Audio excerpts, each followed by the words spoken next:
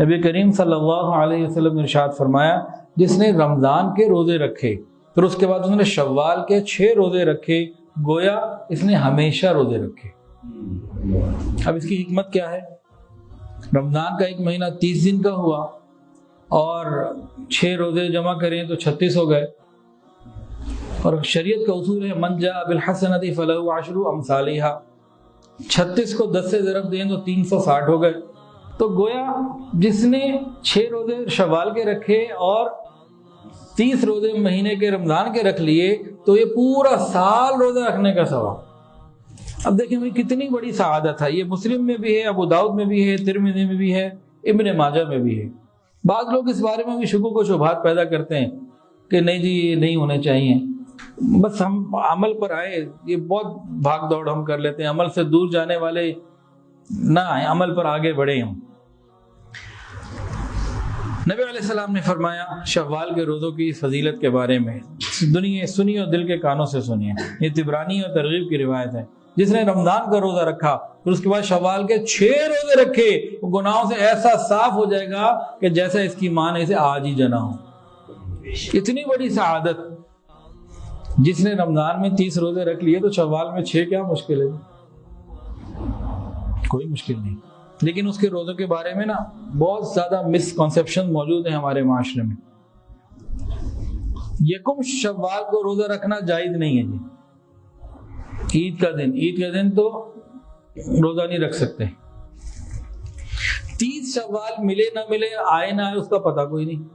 29 کا اگر مہینہ ہو گیا تو 30 شوال بھی آپ گنتی میں سے نکال دیجئے، تو یکم بھی نکال دیں، 30 بھی نکال دیں، اب رہ گئے 2 سے لے کے 28 تک۔ بعض لوگ کیا کرتے ہیں 2 تاریخ کو کہتے ہیں جی لازمی روزہ رکھو، نہیں رکھا تو شوال کے 6 روزے گنتی نہیں ہوگی، یہ غلط، بالکل غلط۔ بعض کیا کرتے ہیں 2 سے رکھنا شروع کر کے 7 شوال کو شہید منا رہے ہوتے ہیں، وہ بھی فضول حرکت ہے، اس کا بھی کوئی وجود نہیں ہے جی۔ بعض یہ سمجھتے ہیں کہ مستقل رکھنا ضروری ہے، 2 3 4 5 6 یا 15 16 17 18، مطلب مستقل رکھو، درمیان میں نہیں چھوڑ سکتے، یہ بات بھی غلط۔ تو اس طرح کی الٹی سیدھی باتیں لوگوں میں بہت ہیں، ہم مستند علماء سے پوچھتے نہیں ہیں، ادھر ادھر کی باتوں کو سن رہے ہوتے ہیں۔ اب کرنا کیا ہے، اصل حکم کیا ہے؟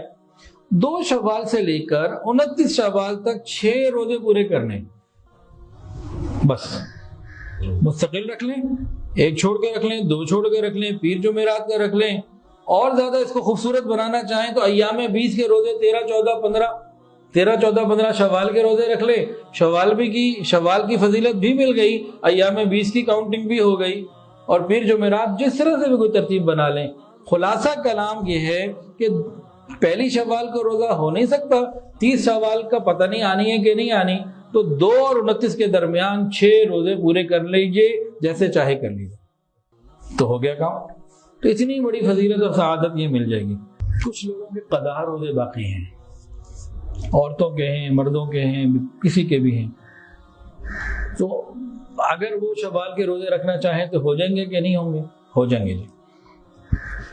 اگر وہ یہ سمجھیں کہ قضا میں بعد میں پورا کر لوں گا، میں کر لوں گی، تو ٹھیک ہے وہ شوال کے روزے رکھیں۔ لیکن اگر یہ سمجھیں کہ بھئی پچھلے سالوں کے قضا بھی ابھی پینڈنگ چلے آ رہے ہیں اور پتہ نہیں میں نے رکھنے نہیں رکھنے، رکھ سکوں نہ رکھ سکوں، تو بھئی وہ پھر شوال کے بے شک نہ رکھے، وہ پھر قضا روزے رکھ لیں، کیونکہ اس کے اوپر قرض ہے، یہ لازمی ہے، اور وہ تو نفلی عبادت ہے۔ تو یہاں سے معلوم کیا ہوا، ایک آدمی کے پاس قضا روزوں کا کچھ کوٹا ہے، بھی باقی ہیں، وہ اگر چاہے کہ میں شوال کے نفلی روزے رکھ لوں تو رکھ سکتا ہے۔ بعض لوگ یہ بھی بڑا پریشان ہوتے ہیں کہ قضا باقی ہے تو ہم نفل نہیں رکھ سکتے، لیکن فرض جو قضا باقی ہے اس کو جلدی پورا کرنا ضروری ہے۔